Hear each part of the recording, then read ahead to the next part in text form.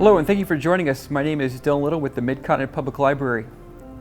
This is the 26th year of the Mid-Continent Public Library's Veteran Salute, an annual tradition honoring and highlighting the stories and service of our local veterans. Going back several years, the library has taken the opportunity to record the stories of local veterans with the help of our Midwest Genealogy Center. If you joined us last year, you may have viewed our interviews with a remarkable group of local Korean War veterans. This year, we're back to work with local filmmaker Kevin Bryce to highlight a new generation of veterans, those who joined the service in the wake of 9/11. As you will soon discover, every veteran story is as dynamic as it is powerful. We are lucky to have a chance to share these Kansas City area veterans in the weeks to come. Before we turn over the focus to this group of extraordinary individuals with their stories of service, we want to preface this special program with a heads up. This presentation contains adult language and graphic descriptions of violence. It may not be suitable for all ages, and viewer discretion is advised.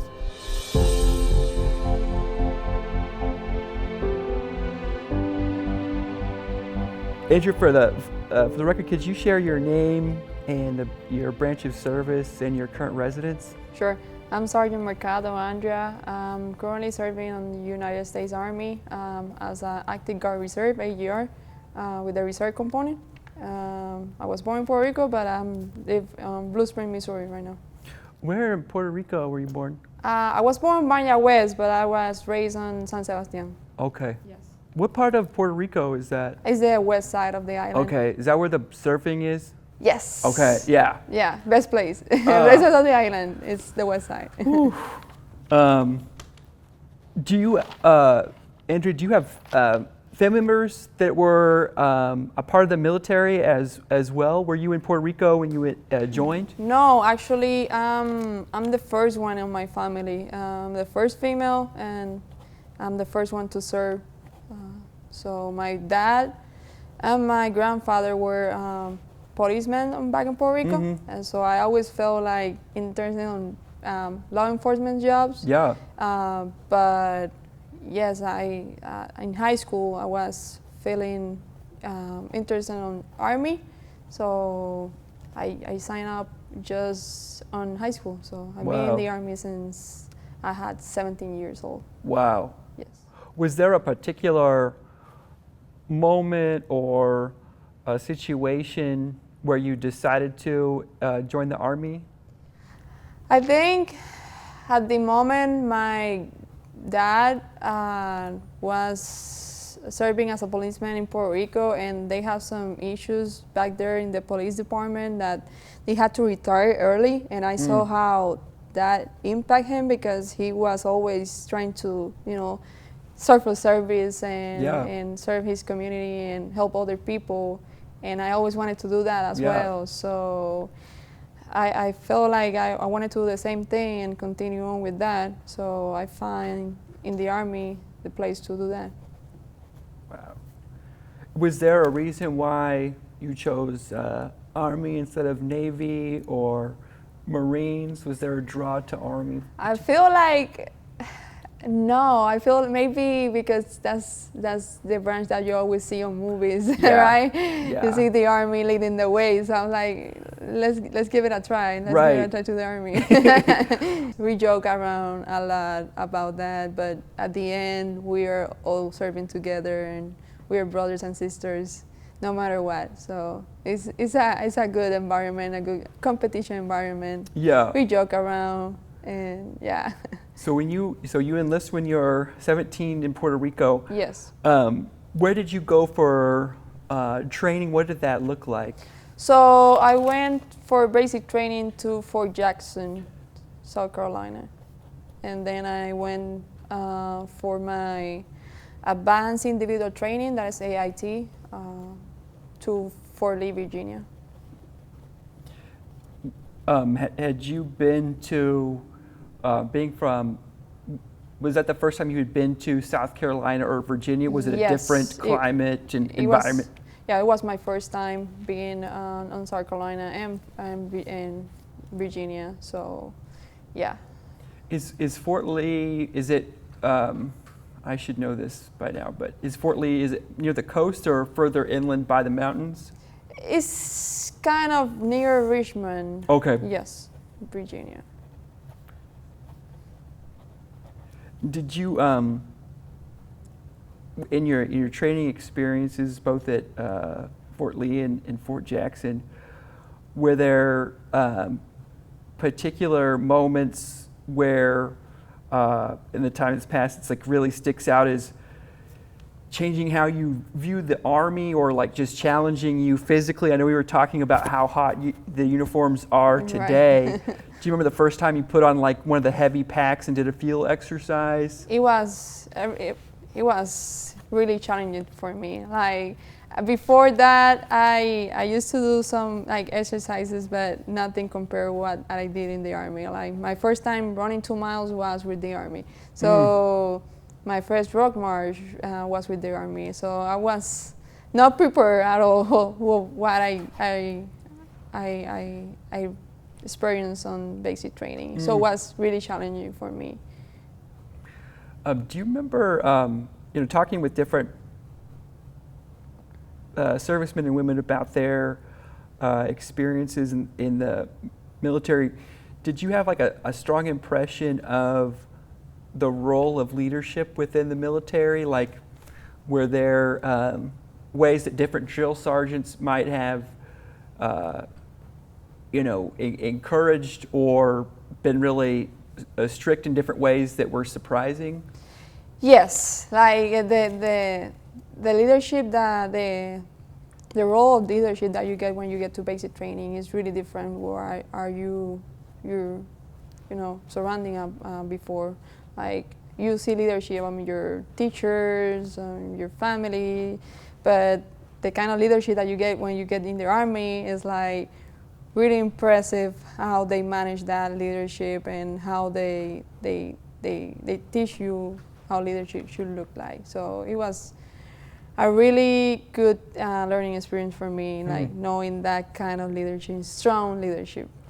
And so like while you're pushing yourself to the utter limit physically and doing all these things you haven't done before, were there kind of key components of the way the leadership in the Army trained you on how the Army operated? Yes, like they said that you come from like, it's a great difference between a civilian to becoming a soldier. So you had to leave behind a lot of like, how you can say it, like things that you used to do as a civilian.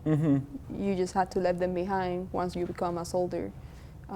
So they change your whole shape as a civilian and to shape you as a soldier. So. Were there, coming from Puerto Rico to Fort Jackson and Fort Lee, were there people from all over in your unit you trained with, or were there a lot of people from Puerto Rico? There was all over the place, like people from all over the place. It was also a cultural shock for me since I didn't spend that much time out of the island before. And once I get to the States, seeing all these different cultures, people from all over the States, people from, I had people even from Iraq training with us, people, Hispanic people, from all over the culture. So it was kind of worldwide almost. Yes, yes, it was. Were there, so that being, with that culture shock, in your downtime while you were training, were there things that were like a recreation that everyone joined in on, whether it's music or types of food or? Yeah, we didn't have that much every time. So, but I can tell you that one of the things that maybe put us together was all the times that we have like a long day. Like once we had to get together to be like overcome a situation or accomplish the mission. Doesn't matter like where you come from, who you are, we all go back, like get together and try to solve that situation. And doing that, you can see like different perspectives from different cultures and different like backgrounds.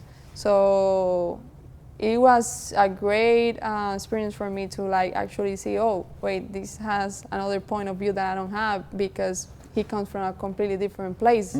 So diversity in the Army, I think, is definitely a good thing because it brings you so many knowledge from different cultures to the actual like accomplishment of the mission. Yeah. A phrase that I've heard used a lot through the program and chatting with veterans is battle buddy.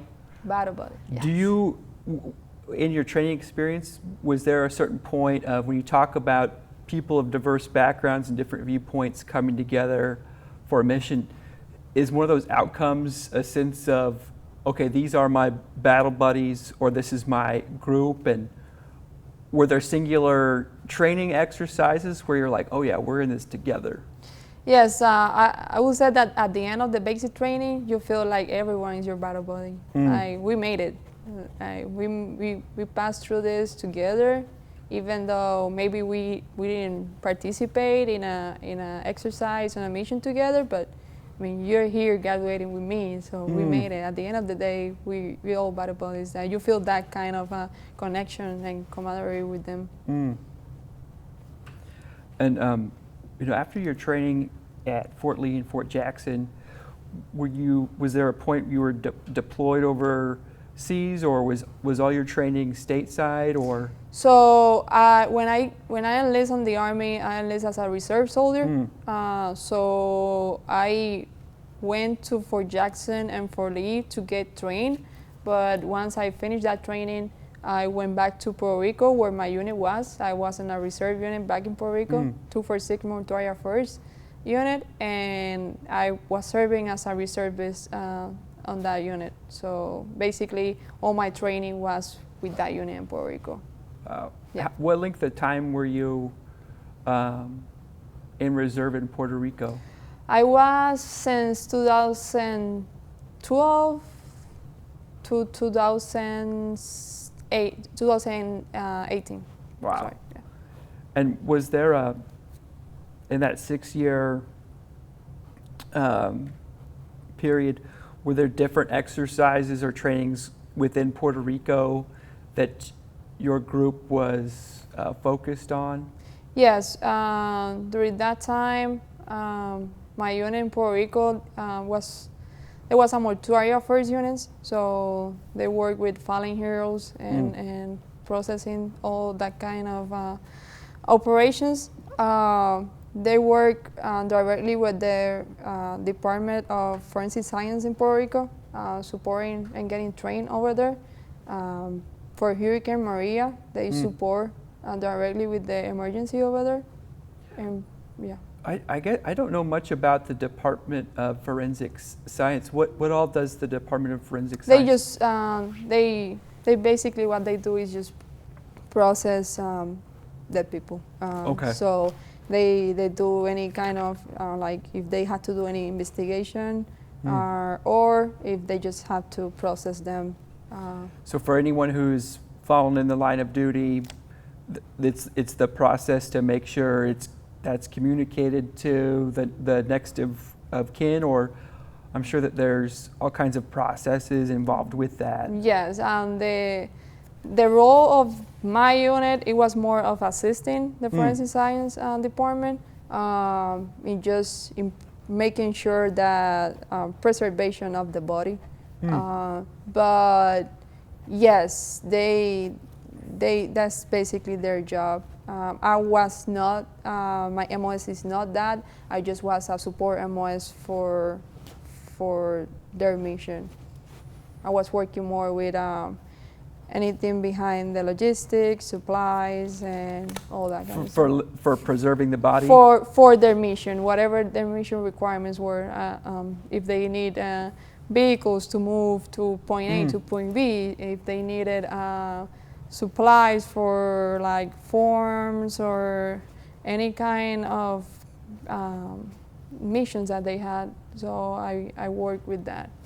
In that 6-year period of supporting those who are a part of the Department of Forensic Science, and with your training and being a part of a team, were there things that stuck out, or I should start by saying, were a lot of the people being processed, I don't know if that's the right phrase, were they involved with the conflict in Iraq or Afghanistan? So there's two separate things.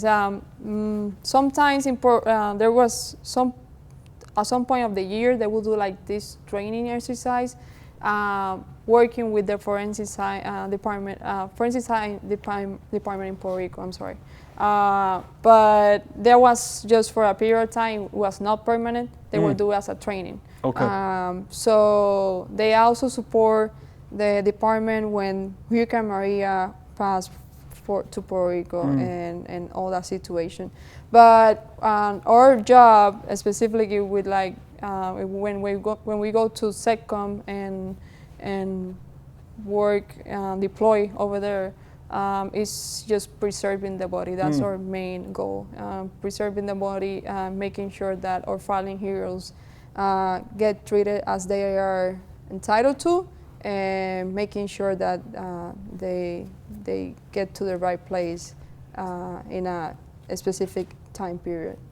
With the science behind, or the work behind preserving the body, how long did it take to kind of learn all that went into that process? So for me, since I was not directly working with that process, I was more of a support for the mission that they were doing. I don't really have the specifics. So, okay.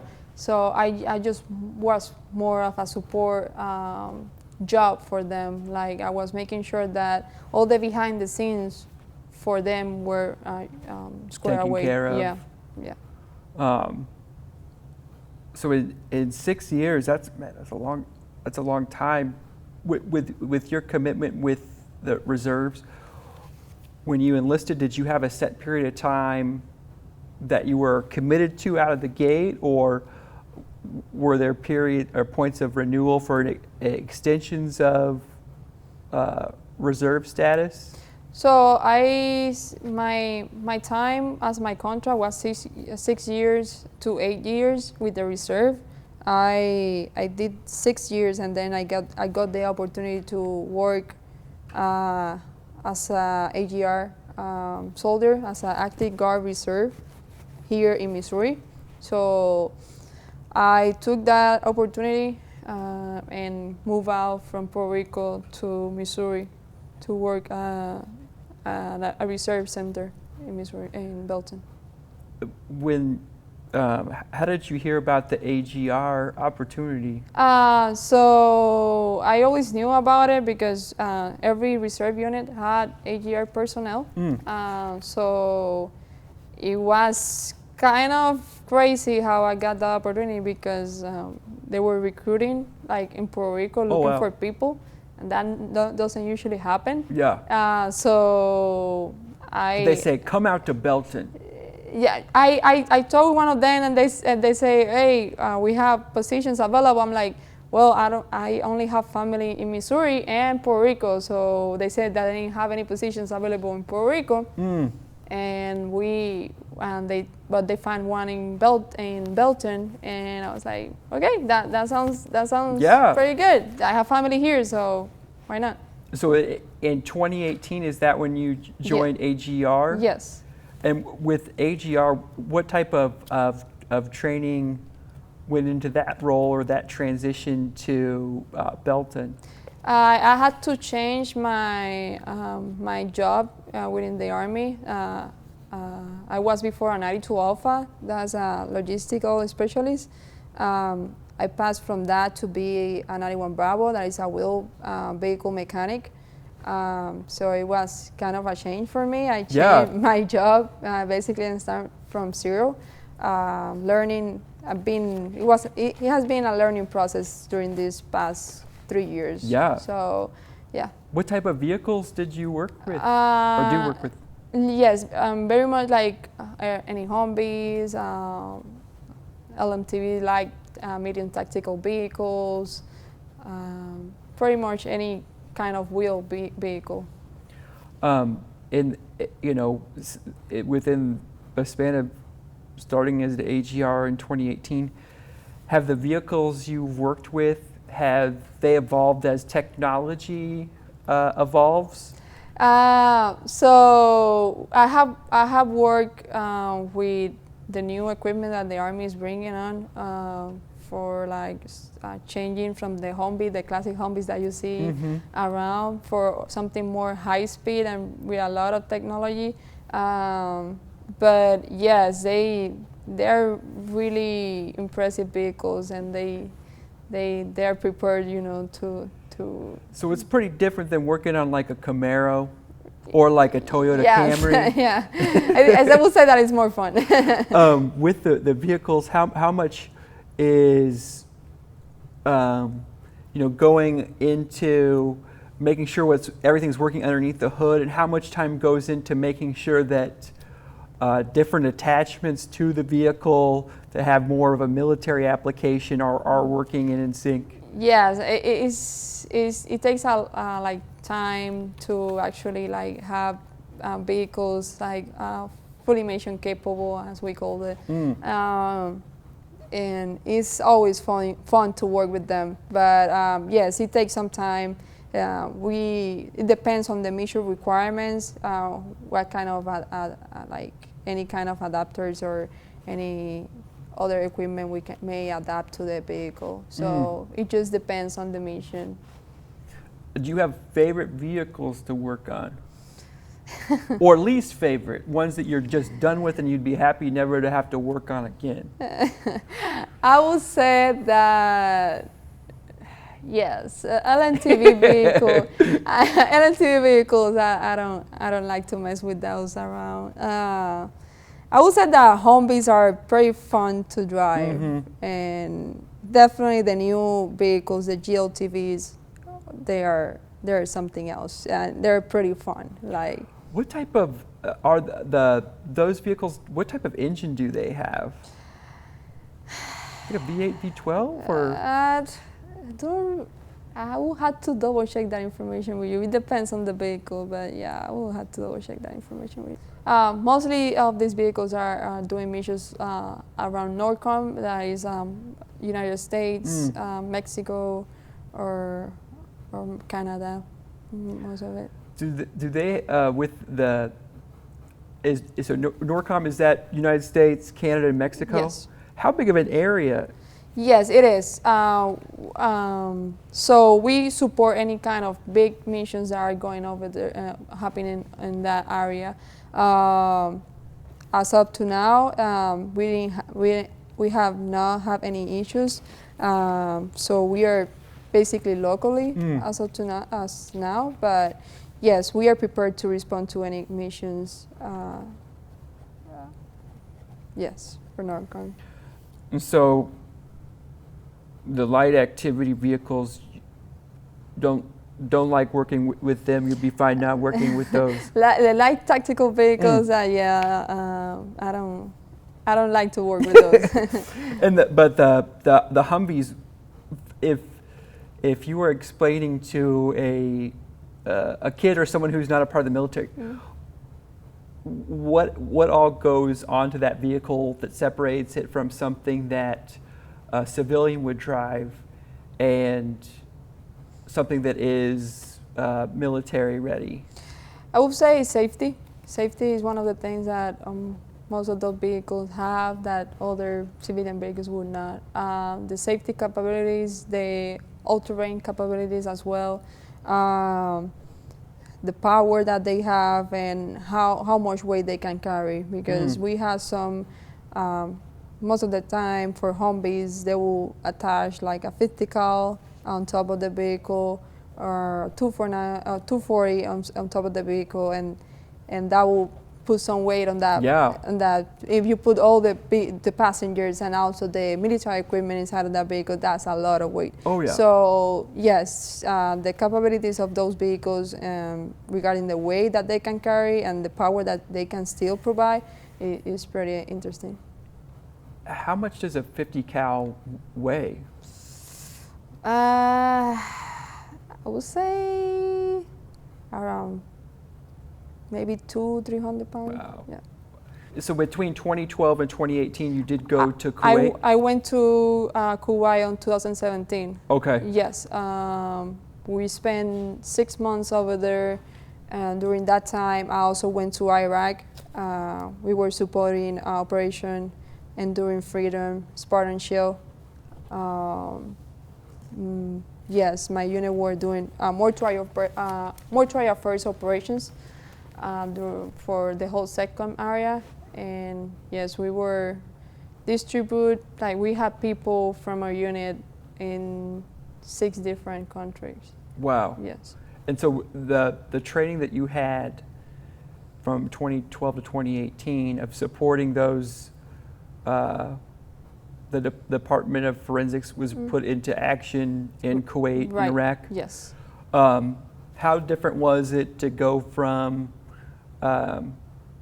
the training you had in Puerto Rico to being overseas into Kuwait? Was it a smooth transition, or was there, you were talking about the culture shock of Fort Jackson, Fort Lee. Mm-hmm.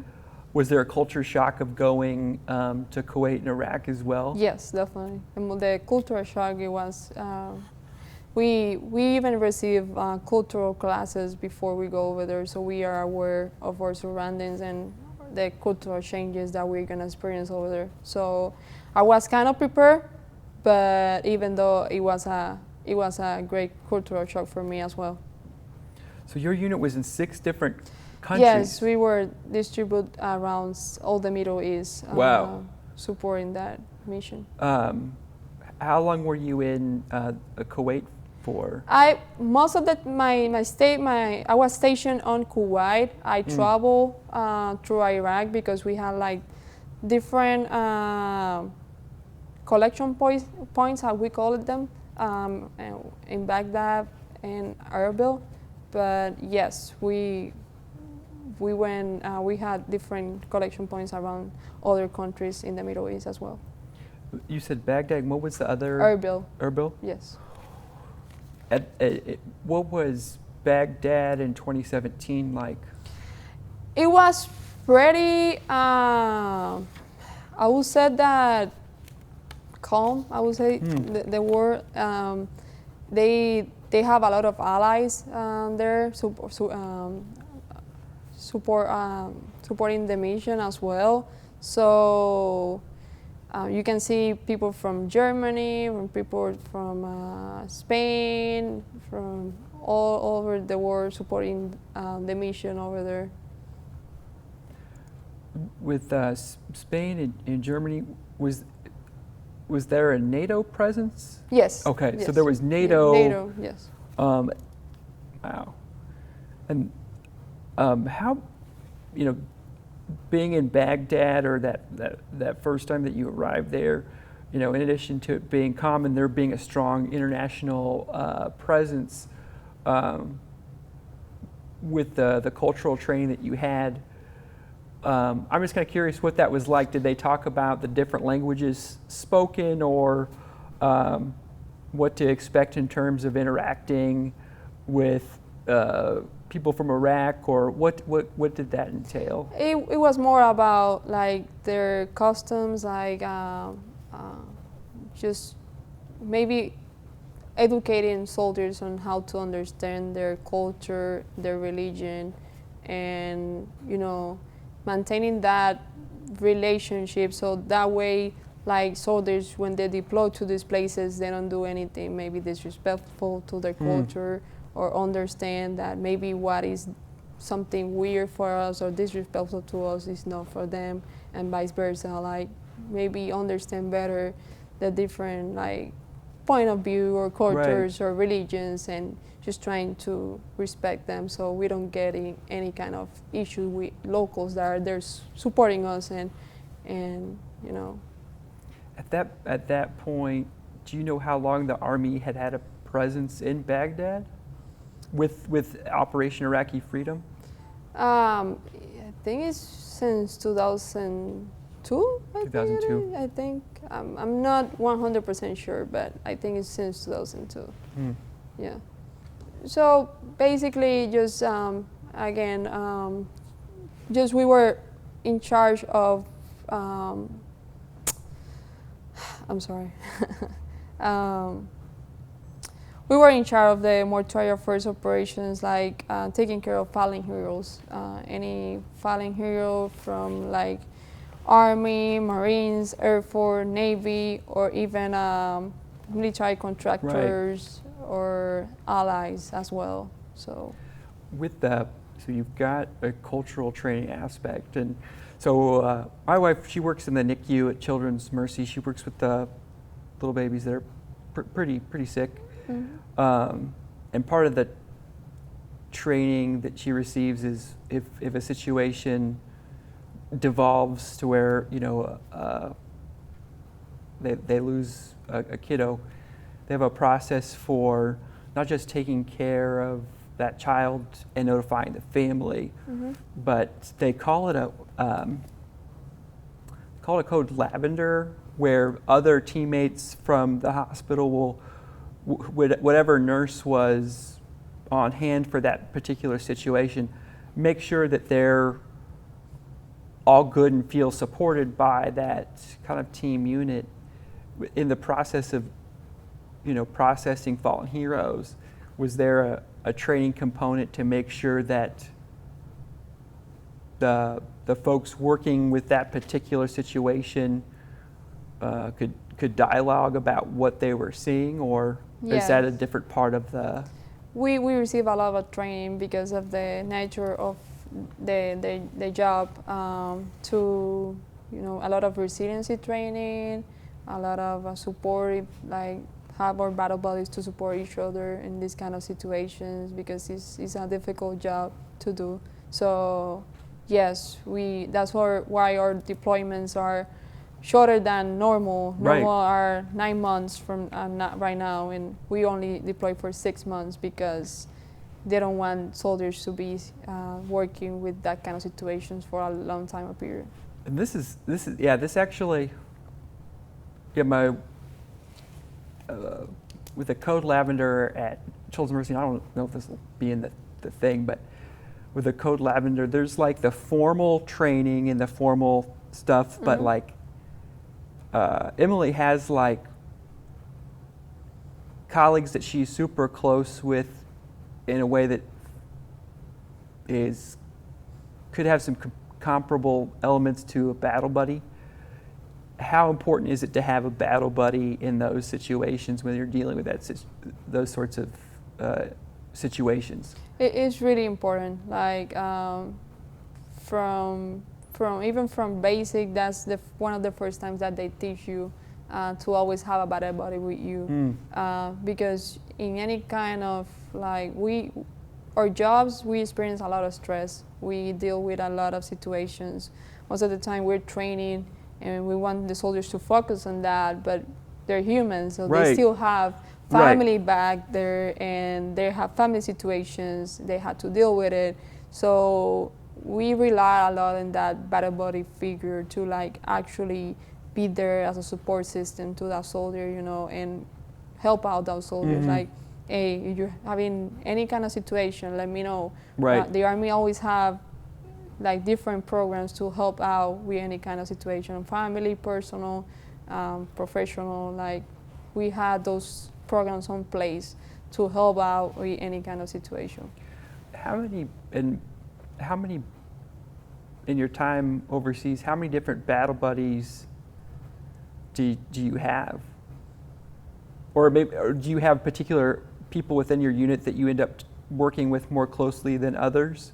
Or is it the whole unit understands that particular situation that's everyone is supportive of that person or that event? I think working in a unit like that, we all are really supportive with each other. Like, we all look for each other and make sure that, when we know that there's some particular situations that they're working in some kind of issues or anything, we make sure that the soldiers are taken care of, and they can. So with your unit's over 6 countries, and what is the definition of a fallen hero? It's someone that did the ultimate sacrifice for our nation. That person, that soldier, Marine, airman, sailor that did the ultimate sacrifice, and did it for the nation. And that's what we call a fallen hero. That's so impressive. Yeah, thank you for talking about this. Yeah. I know it's probably not the easiest thing to share, but really appreciate it. I mean, I think not a lot of people know about the 92 Mike MOS or job, or that even that we have soldiers that give that ultimate sacrifice for the nation. We use again that battle body like system, and even we have an MOS that is just especially to take care of our soldiers, take care of the fallen heroes that did the ultimate sacrifice, make sure that they get home. So the being directed to a different part of the Middle East, and would you know if there was a particular battle or engagement happening that your unit would be in greater need in those areas, or was it spread out across the region so that if anything happened within that 6-country area, your unit was close by? I would not get too much details, but yeah. But they were logistical, like spread out, so they are covering certain areas. But so your unit could make sure that the fallen heroes were all getting the same service, regardless of what. Yes. Yeah. Yes, definitely. So you were in Kuwait, and then Baghdad, and then you were there for 6 months? So I basically, like, let's say my home was Kuwait for that time, for that 6 months of period of 6 months. But I traveled to Iraq and Erbil just for operational reasons. In your time overseas, was there food or music or things about the climate? I was talking with servicemen and women who've been overseas. Sometimes we talked to a gentleman named Justin Hoover, and he was talking about how he was a part of Iraq that felt like he was from Kansas. He was like, he was in this farming community. He's like, oh, this feels like Kansas. Okay. Were there things that like resonated in that time that were either like special or unique, or maybe felt like home in ways that you're like, whoa, this is really interesting to have this connection with this community that's thousands of miles away? Right. I remember that one time we were in Kuwait City, and we were just passing from one of the bazaars that were in the city, and they had a lot of vendors around the area, and from far I can see a Puerto Rican flag. Like what? Yes. Whoa. I'm like, what is that? And then I get closer to that vendor, and he saw us coming. There was a bunch of Puerto Ricans in my group, and he saw us coming, and he started speaking Spanish. I'm like, what? Are you from Puerto Rico? He said, no, I'm not from Puerto Rico, but I know a lot of Puerto Ricans that come over here to hang out, and I know you guys from like far, like I can identify a Puerto Rican, and I love Puerto Ricans. He even have a Puerto Rican flag in his store and everything. Like, did they have any Puerto Rican food? Did they have mofongo? No, sadly, no. I suffered for those 6 months. Oh. But funny thing, we since again the unit was from Puerto Rico, so there was 99% of our unit was Puerto Ricans, right? Yeah. We get together on Friday nights in our kind of our space and area, our working area, and we pulled the grill and made some food and bought some like plantains or anything, and make mofongo. So Oh, with what time of year were you?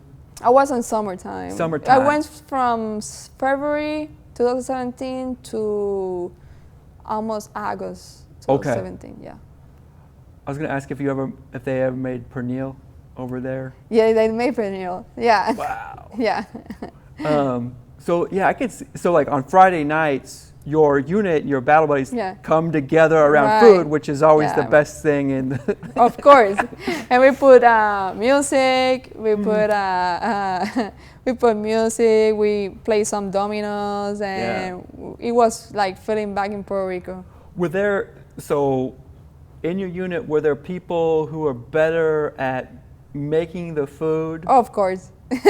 What were some of those people's names? My first sergeant, Sergeant First Class Xavier Ortiz. So your first sergeant Cook is for the us. commander of the grill and will take care of everybody. Right. He was like doing some great plates over there. Like he was.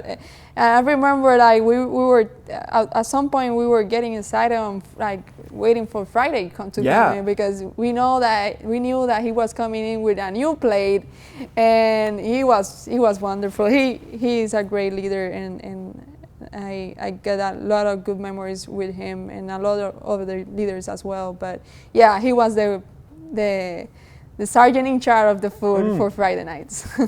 And so you're there February through August. Were people putting requests for this or that thing to eat, or would the first sergeant say like, "I'm going to take care of it. Don't even worry about it"? Yes, he was there. No, don't worry. I'm gonna take care of it. You're gonna eat whatever I made you. So, Yeah. yeah. But every time we had a good time. It was a good timing to decompress and relax. relax a little bit. Yes. How did he get the plantains or the food? Long story. Like, so. Because there's not a lot of plantains in Kuwait or Iraq. So even the actual like PX or the store inside of the base, they brought some like freeze plantains to sell because they knew that Hispanic people love plantains. So Yeah. That's amazing. That must have been like such a nice way to like have a taste of home. When we find out that they sell plantains, I'm like, wow, this is all we needed. Yeah.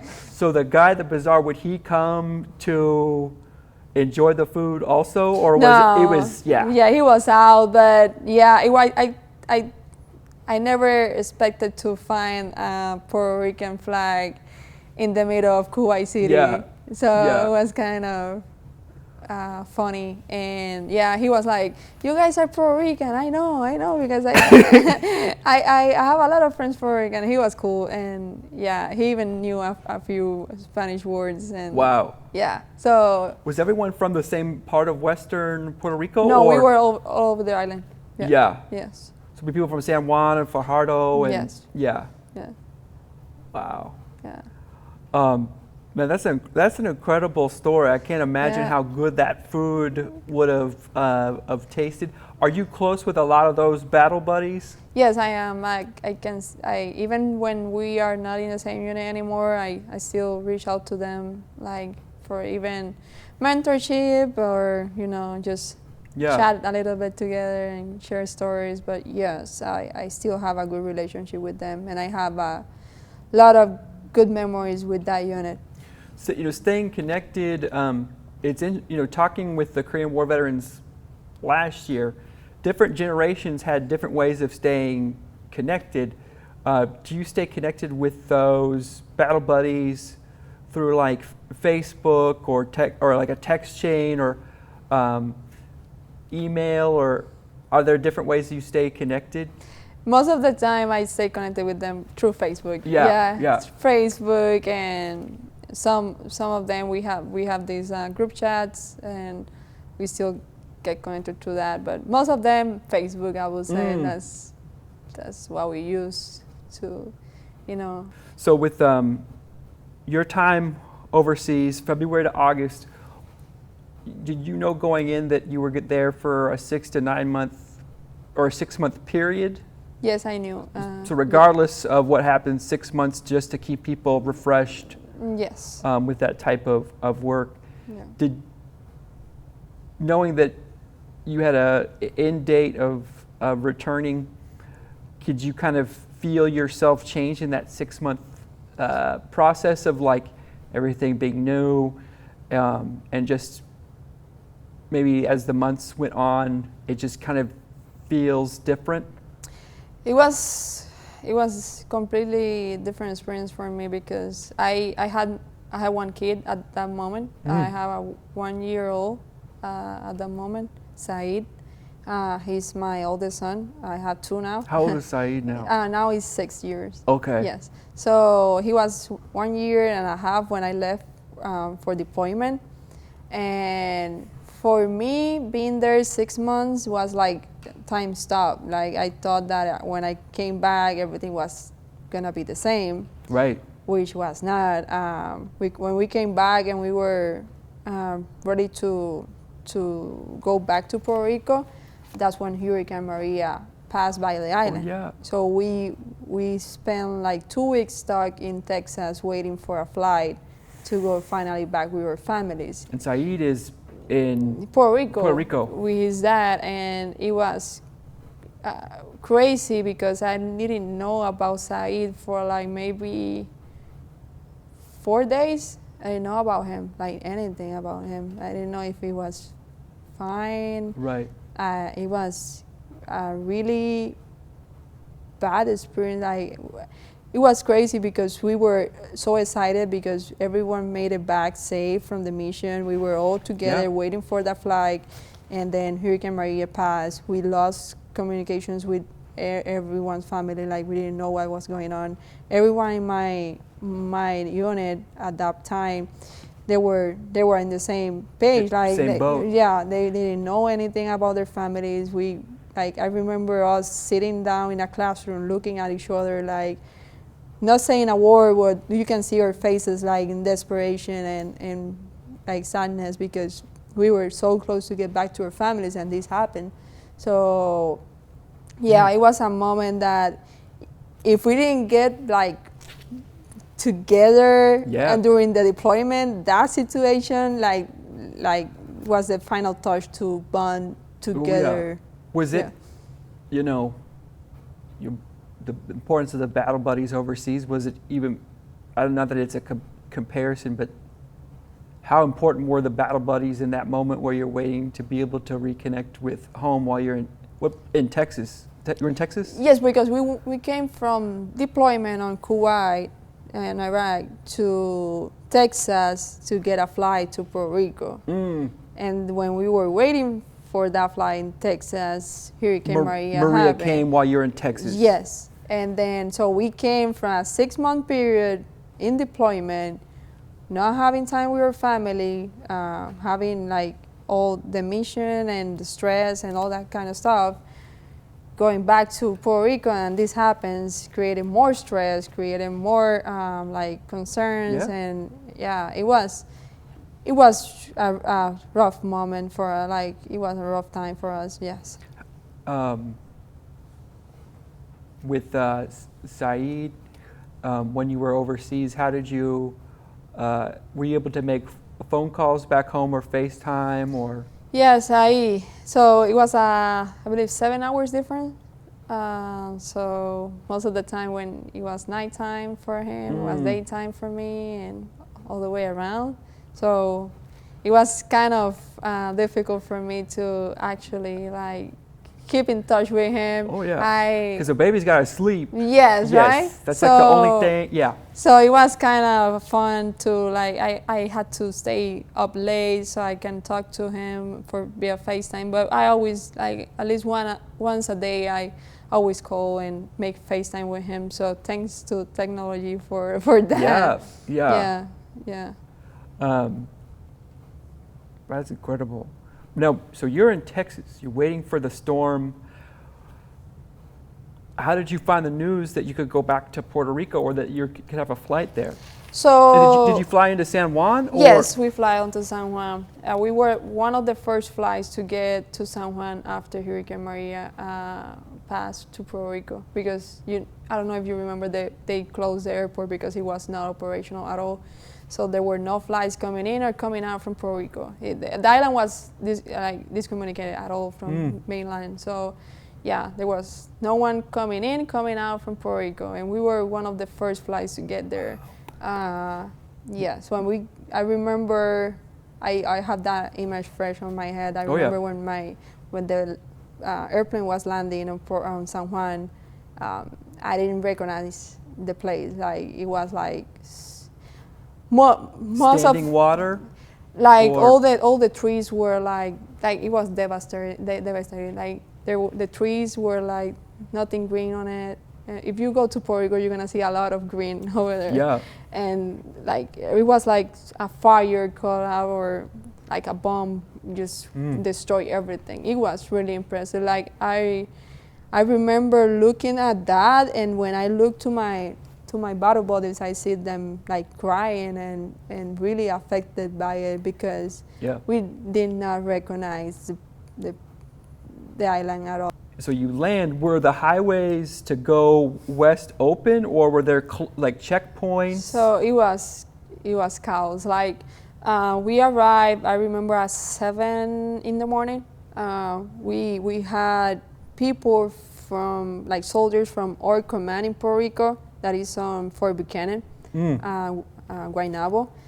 They were picking us up at the airport and taking us to inside Fort Buchanan, so at least we can like gather there together, like and find out how we're gonna, get to our homes.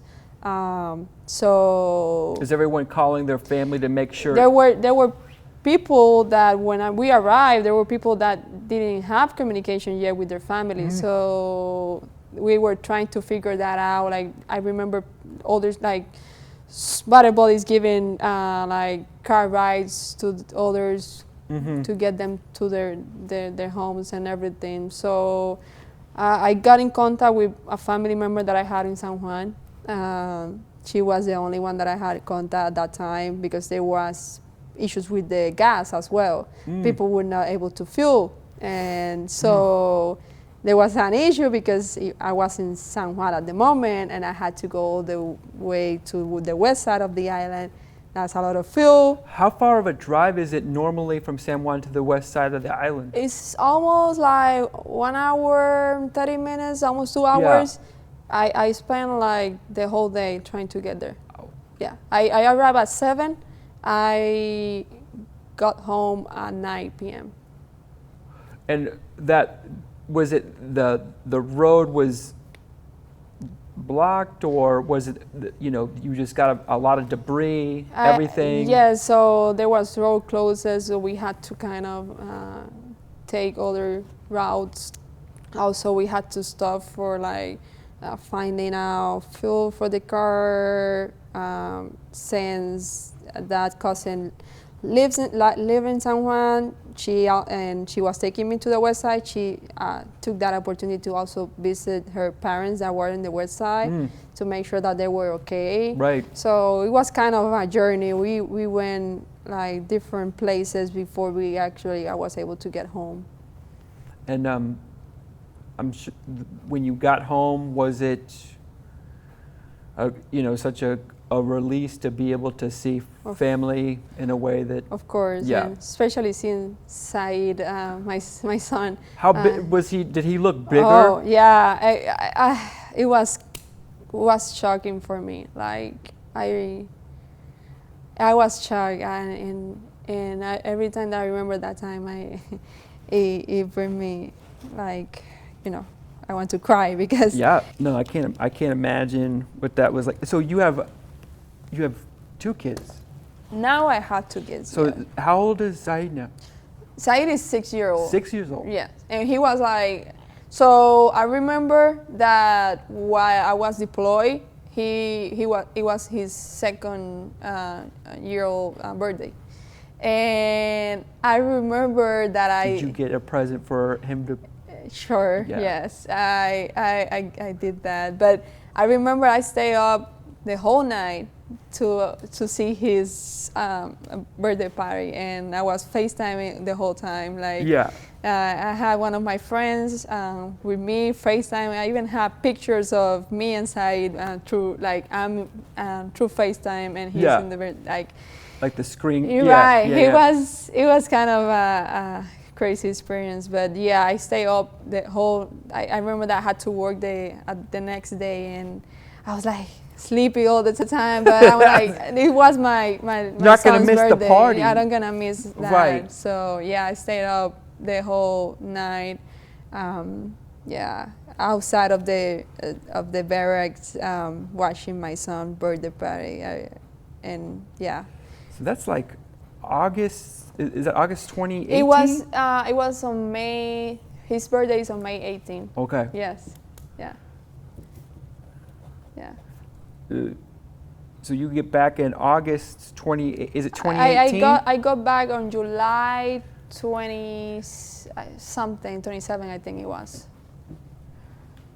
When you connect with your family, what length of time is there between getting home and then coming to Belton? So Did you already know you were going to Belton before, or you came home to Puerto Rico?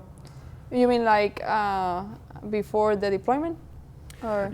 Yeah, I mean, was there a, were you, when you came home to Puerto Rico, did you know you were planning on becoming No. AGR? No. Was there a process of deciding, like, I'm going to do AGR? After the deployment, and then after Hurricane Maria, also I was looking for, like, since the situation of the island, we were looking to see how we can progress a little bit. So yes, that was the period of time that I decided to go AGR, and that was the way to do, like, the way to go.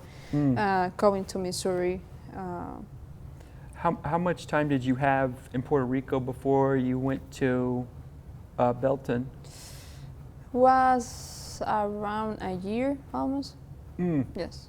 Was there a lot of work to be done on the west side of or where your family was at, just to build things back up or to make sure everything was okay? There was a lot of work over there, yeah. So on the west side, you see a lot of can I say this? Like, maybe, like, sorry, I forget the name of it. Like, poor people, like houses, wood houses. Yeah. They were devastated by the hurricane. Were there a lot of ranchos? Yes. Yeah. Yes. So. More farmers? Farmers, yes. Yeah. So they lost everything. So it was kind of hard to put, like. So just getting, like, supplies, or was it hard to, did it take time for people to be able to, you were talking about the gas shortage, being able to go from one place to another was just that much harder? It was a nightmare. Like, I remember so Maria happened. I'm really bad with timelines, but Maria happened, I think, around August something. I came back from deployment to Texas on July 27, something like that. But I was able to go to Puerto Rico after almost 3 weeks. So it was already August. So during that time, Maria happened, and then I remember that we didn't have power until January. Yes. So. And in that time between August and January, did you check in with your unit or have to train in that time period? So. Or were you having a break? There were a lot of military operations going on in Puerto Rico at that time for Maria, but since we came back from deployment, our command at that time say, hey guys, I'm not gonna put you through this again back to back. So it's gonna be optional. You guys want to keep working and giving support to the mission that we're having right now, You guys are more than welcome, but if not, I would prefer you guys to stay with your families and recover from, Right. coming from a Everything. deployment. Yeah. So yes, I personally decide to just go back with my family and just recover from the deployment. I know a lot of people that came from the deployment straight to keep working with Maria, and So you get back in August. When did you make the decision for Belton? Was there a link, like, was it that fall? I made the decision on almost like a year from from coming back from Maria. I was like August of 2018. Yes. And just moving from the west side of Puerto Rico to Belton, how much time did it take to move everything, or move to the Kansas City area? So it took me like a month to like schedule everything with the shipping company to all my stuff to get moved to Belton. I get to Belton on December of 2018. I don't know if you remember, that was one of the worst winters that we had in the recent years in the Kansas City area. Okay, had you been to Midwest before? No. Okay, so had you seen snow? I had seen snow before I came to Kansas City, but nothing compared with what I experienced that year. Yeah. It was crazy. I remember telling people from the area, oh, this is my first winter here, and they were like, oh, you chose a bad time to come over here because this is one of the worst winters in the last 10 years. Oh, like 20 years, because there was like so it was funny. We were prepping for veterans, so we would always have the committee meetings at the same time. When you saw the winter that bad, did you second guess going back to Puerto Rico where there was less snow? If I told you no, I would be lying. So there were some points. I remember one time that I was visiting my mom in Kansas City, Kansas, and I turned back to Belton to my house, and when I got to Belton, all the driveway was full covered of snow. Yeah. It was freezing, and I was 1 in the morning, and I was trying to get the snow out of the driveway. I was my gosh. This is not for me. But after that, I can tell you, people here in the Midwest and Kansas City area, they're really friendly. They're really good people. I fell in love with the place. I like Missouri a lot. I wish I can stay here. Honestly, it's a great place. So, yeah. I think that we've covered a lot of military experience.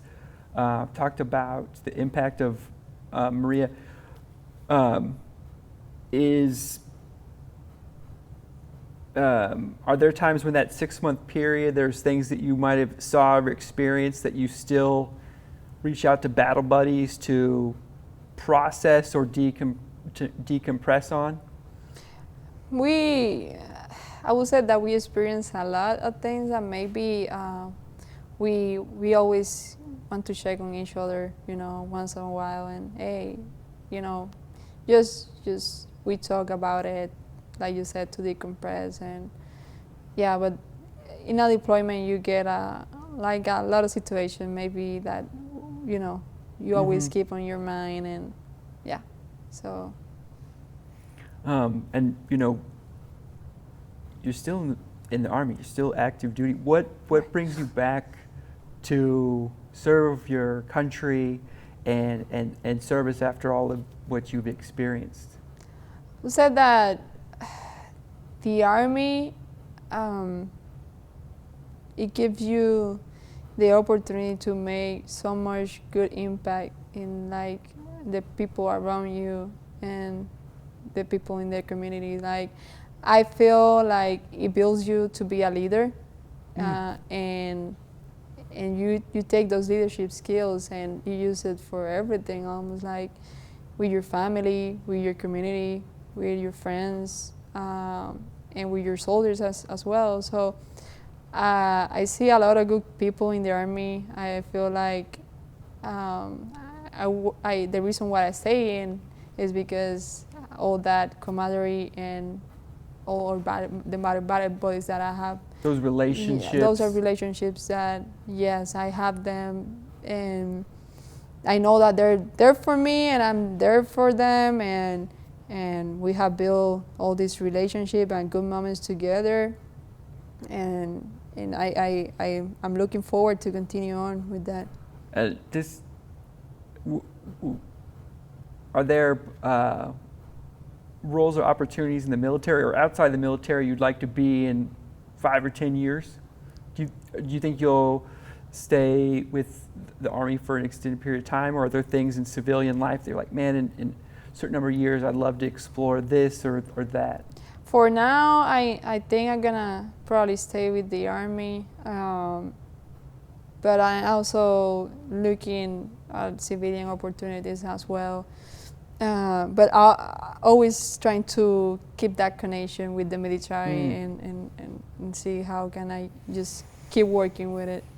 Well, Andrea, if there's anything I can do to help you in any way, or if anything I can do to support whatever you're into, I'd love to do that, because you've just been so generous with your time and your story, and being very honest about your time in the service and what you've experienced. But is there anything else you'd like to share about your time in the military? No, I mean, it's been it's been 9 years of ups and downs. If I told you that everything has been wonderful, I would lie to you. I've been lying to you. But it's been a good experience for me, and I never regret like to become a soldier and be in the Army. So I can tell you that.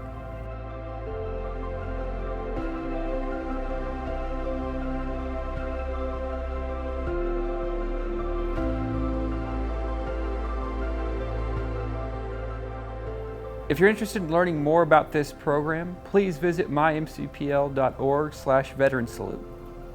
If you're a veteran or concerned about one, there are caring and qualified VA responders standing by 24/7 with the Veterans Crisis Line at 1-800-243-8255 or via text at 838-255.